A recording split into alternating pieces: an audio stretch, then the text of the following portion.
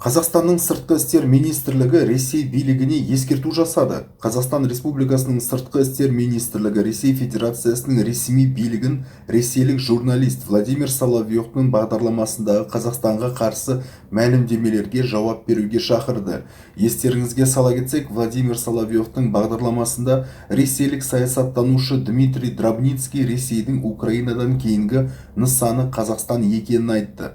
Оның бұл сөзі бағдарламаға қатысушылардың қошеметіне ие болды.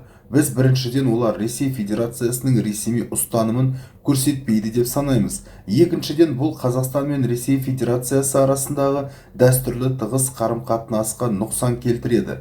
Үшіншіден, олар Ресей билігінің тиісті жауабына лайық, деді журналистерге Қазақстан Республикасы сыртқы істер министрінің орынбасары Роман Василенко. Василенко президент Қасым-Жомарт Тоқаевта, сыртқы істер министрлігі басшылығы да, басқа да жетекшілер, соның ішінде парламент палаталарының спикерлері де мұндай пікірлер мен мәлімдемелерді әртүрлі сөйлейтін тұлғалар бір емес, бірнеше рет айтқанын еске салды.